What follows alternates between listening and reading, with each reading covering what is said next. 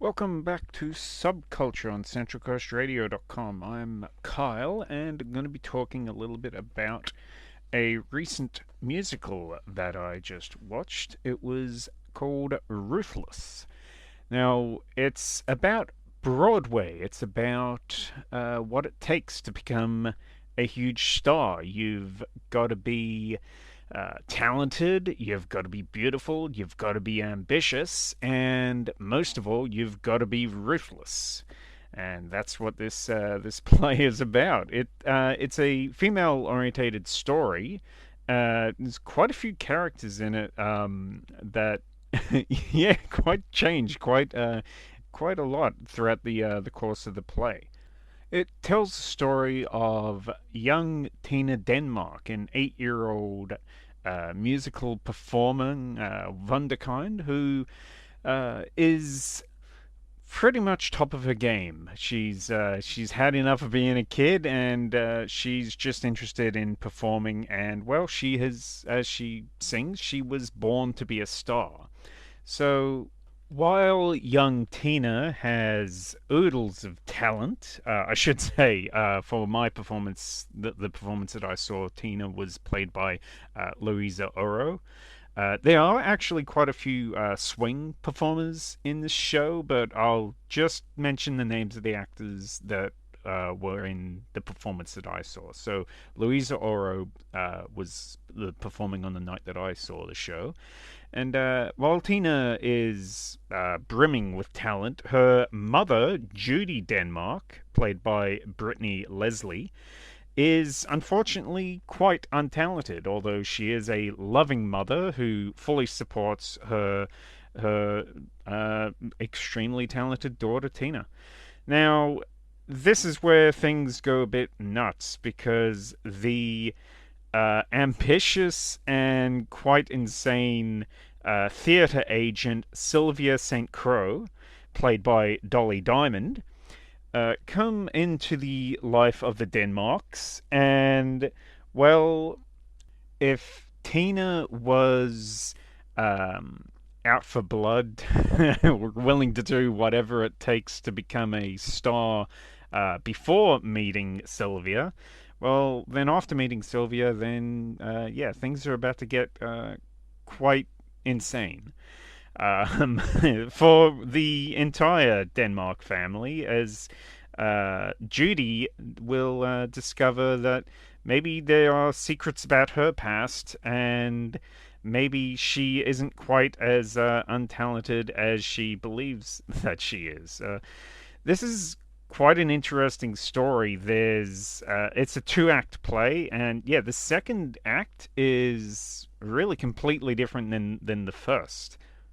The musical is quite it's definitely a satire and a parody of similar stories of uh, a Star Is Born kind of storylines. The types of musicals that they keep bringing up are musicals like Gypsy or Mame, and really, for me, it seemed very much like a John Waters musical. It really did have that kind of feel to it. I guess myself coming more from a background of film than musical theater.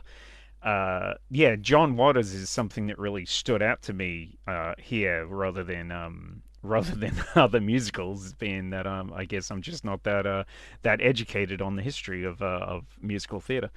But the play, well, the musical was originally an off-Broadway play that premiered in 1992 in New York City.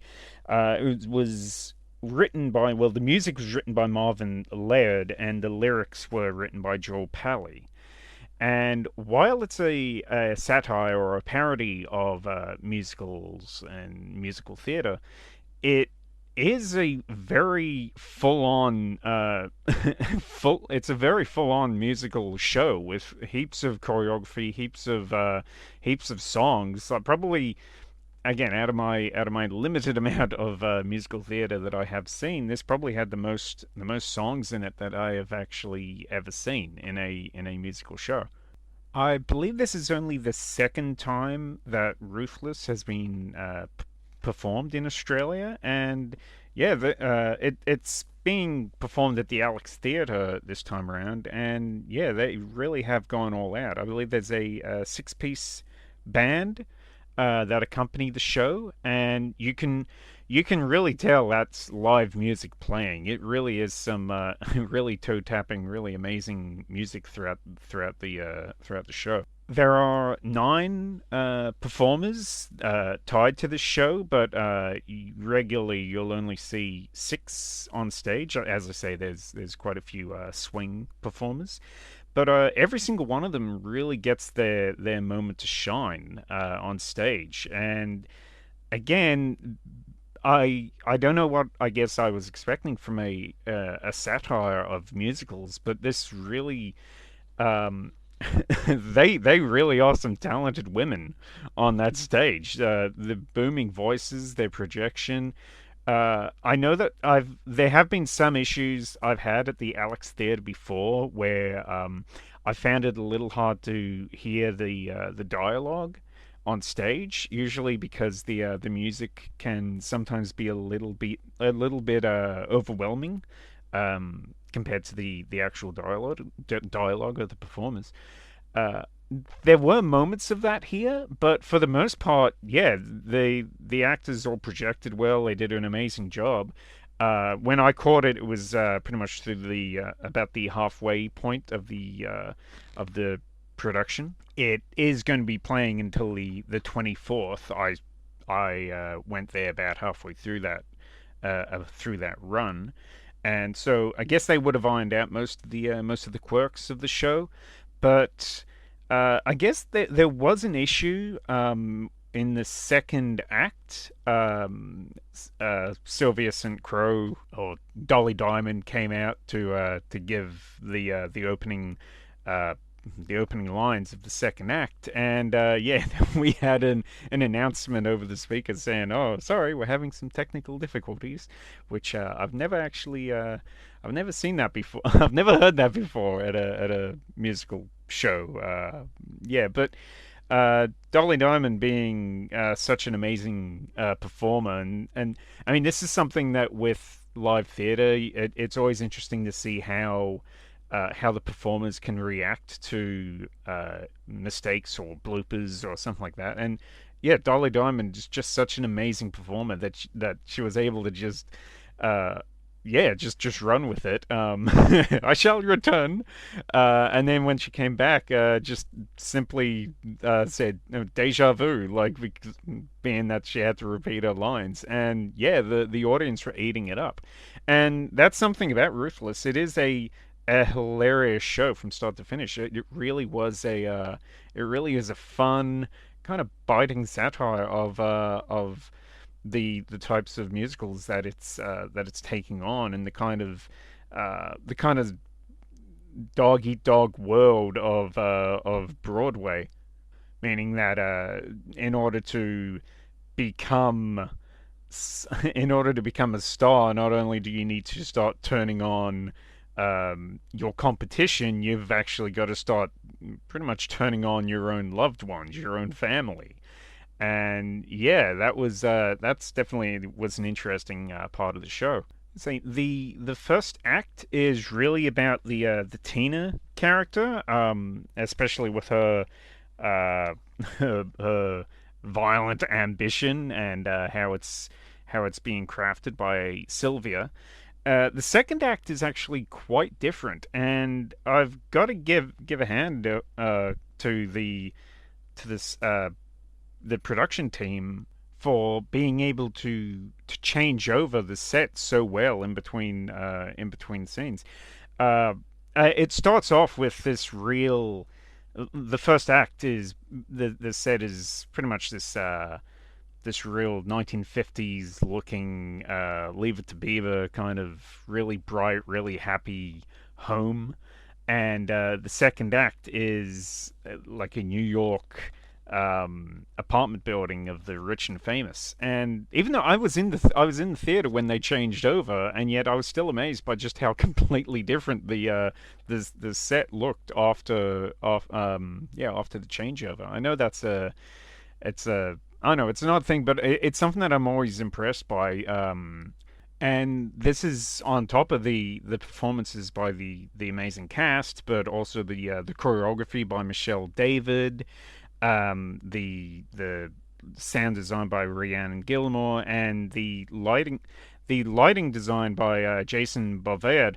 Now Jason's actually done he's handled a lot of other major productions for things such as Priscilla the musical, Titanic the musical, local productions of Dreamgirls and The Color Purple. And yeah, it really does show because like I said, this is an all-out, balls to the wall, uh, amazing musical show here with amazing lighting design, amazing choreography, amazing songs, and just amazing performances. And I know that I mentioned about the technical difficulties that they had, but seriously, beyond that, and that was turned into a joke. Beyond that, there wasn't any issues with the show.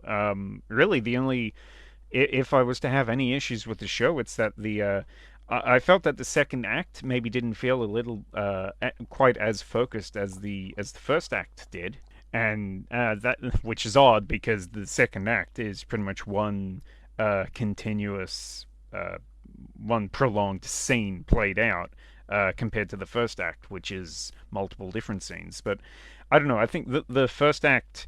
I don't know. I just enjoyed the first act more. But again, having said that, the second act, pretty much everybody on stage got their chance to shine, including Olivia Charlambeau, who played the dual characters of Louise Lerman and the assistant character of Eve in the second act.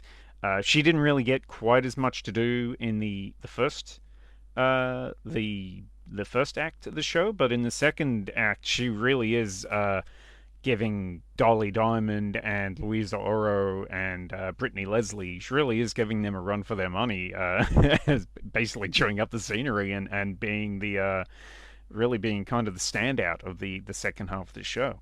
So yeah, and like I said, even like issues that I had with the second act, I mean that goes all the way back to the original production, I'm sure. So it's not exactly something that that they could have changed really. So yeah.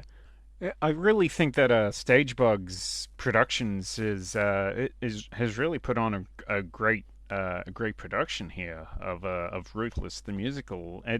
It's a pity that it's wrapping up soon. As I said, it goes until the 25th, the 24th of March, I believe. So yeah, hopefully you can get out and see it because yeah, just go to the Alex Theater and check it out. It's a really great show, and I, as somebody, I didn't know whether I would enjoy it, and I absolutely loved it. So I can't recommend this show enough.